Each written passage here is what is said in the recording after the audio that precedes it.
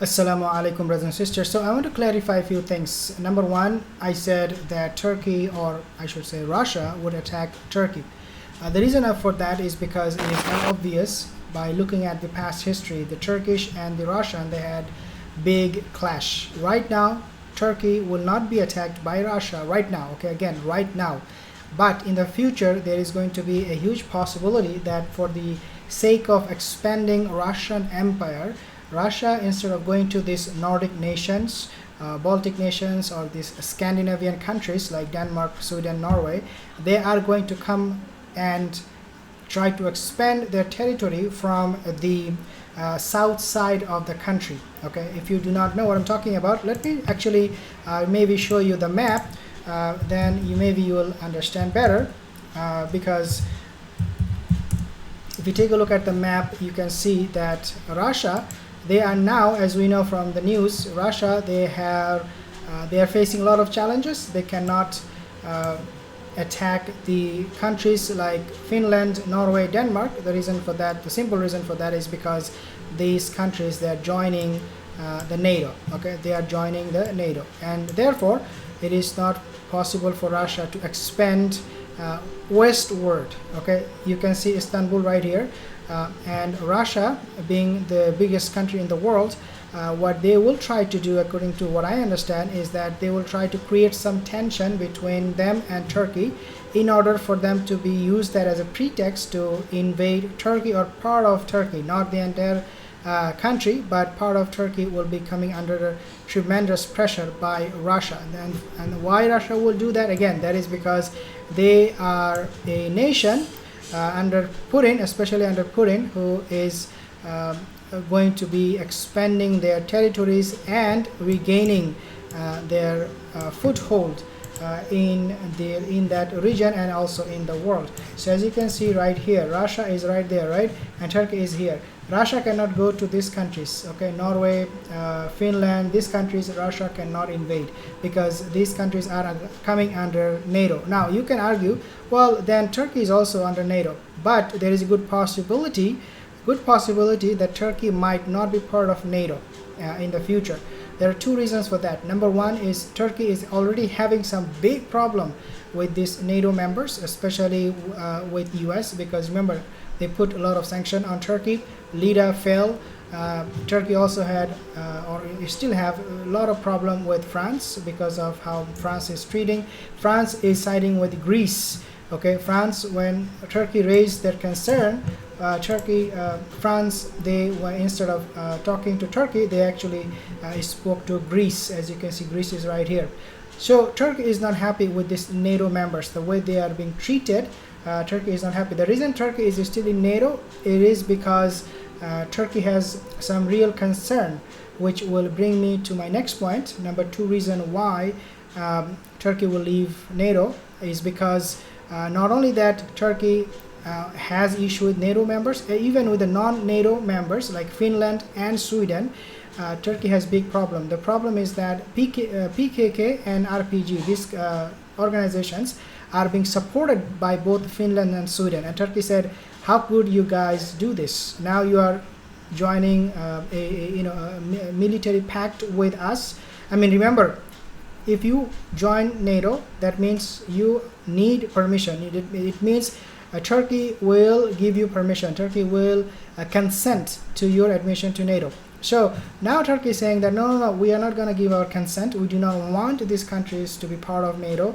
I will not accept, because the reason Turkey is so important for NATO is because Turkey has the largest military in NATO after US. So Turkey is saying, we're not going to allow you. So these countries are facing some real obstacles joining NATO from Turkey. So if they do join eventually, Finland, Sweden, these countries, Turkey might withdraw from NATO at one point, given what the situation would be between Turkey and PKK. If PKK and these organizations, they continue to attack Turkey, obviously Turkey then will go to NATO and say, whether you expel these two countries or we will withdraw. Okay, and the reason I'm saying that Turkey will do is because of what Erdogan said. Erdogan said this is completely unacceptable. when he heard that Sweden and Finland will be joining NATO. He said it is completely unacceptable. We cannot accept it because they are supporting our enemy. How can they support our enemy at the same time become our friend, become our ally? Once Turkey does withdraw from NATO, and if that happens, these are all hypothetical. Okay, these are very, very hypothetical, very, very subjective opinion. I can be wrong, I can be right, Allahu alam. But if you take a look at all the hadith, you will find Turkey will not have a good relationship with the Romans, because the Romans will eventually attack Turkey and conquer Istanbul. Because remember, Istanbul will be liberated by 70,000 people from Bani Ishaq. If Turkey does leave NATO, then the Romans will gather together and they will attack Turkey. Istanbul will be taken over. And remember, when I say the Romans, I mean US, Canada, Australia, and Russia. All of these countries, countries like Denmark, Sweden, Norway, Finland, all of them. These are the forces of the Roman army. They are going to come and attack Turkey if Turkey does leave NATO, or even if they don't leave, Turkey will still be under attack, as I said in my other video. After WW3, after World War III, Turkey will be invaded. Okay, if you believe in the hadith, the one I quoted, this is a clear prediction, a clear prophecy by Rasulullah said Turkey will be invaded by the Romans, and that the Mahdi, the Mahdi will have to go to Turkey and conquer this piece of land, and the Muslims will rule over Istanbul one more time. And this is why Rasulullah said that the hour will not be established until you liberate, until you open a land that has one part of it on sea and the other part of it is on land, on earth. So dear brothers and sisters, when we talk about the Mahdi, now let's talk about the main topic. When the Mahdi comes, who he is going to support? Turkey or Russia or the Romans? When I say Russia is part of the Roman, a lot of brothers have problem. Oh, look at the verse from the Quran, Surah Al-Isra, and look at this verse, look at that verse.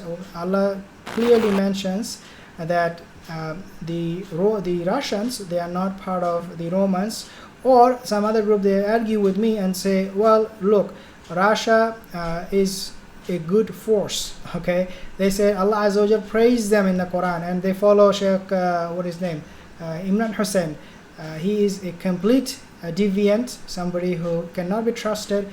He went against all Islamic narrative about our history, starting from Ottoman Empire to Hagia Sophia Masjid to now supporting Orthodox Christian. This fellow is all over the places. But let's not talk about him in this video.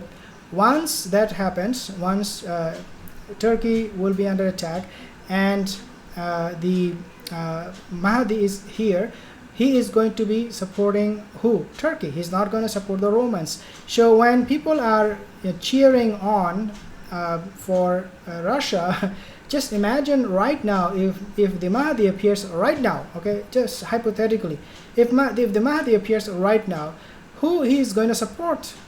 Would he say, oh, Putin, you're a good guy, let's fight the rest of the world, will join my army? And do you believe Putin will actually do that? No. The simple answer to that question is no. So therefore, people, whoever is saying that Russians are good guy, imagine, just think about it. If Mahdi is here, who would he support? The Muslims who are under Russian oppression in places like Syria, Iraq, and many other parts of the Muslim world. Russians are going there. Or do you think the Mahdi will support the Muslims, the oppressed Muslims? So that is the question I want to ask you and leave you with, because subhanallah, this thing is so simple. A lot of brothers from Pakistan, they support Imran Hussein and other deviant ideologies simply because they fit into their narrative. So for example, Pakistan, Imran Khan, he never supported the Uyghur Muslims. He actually lied about it for the sake of his country, to protect his own people. And I understand that in that case, maybe his lie is justified, because otherwise China is gonna annihilate Pakistan. I understand that. But at least you Pakistani normal ordinary people should not support Imran Khan in this, and say to the rest of the world, okay, whatever Imran Khan is doing it for the sake of the country. For how many people are in Pakistan now? 2 2 billion, something like that, or sorry, not 2 billion, 20 million, 30 million. So Imran Khan can say that if you say, okay, what can we do? But for the ordinary Pakistan, you should not be supporting. The reason they are supporting Imran Hussain is because Imran Hussain is saying that the Uyghur Muslims are the warriors of Dajjal. Assalamu alaikum wa rahmatullahi wa barakatuh.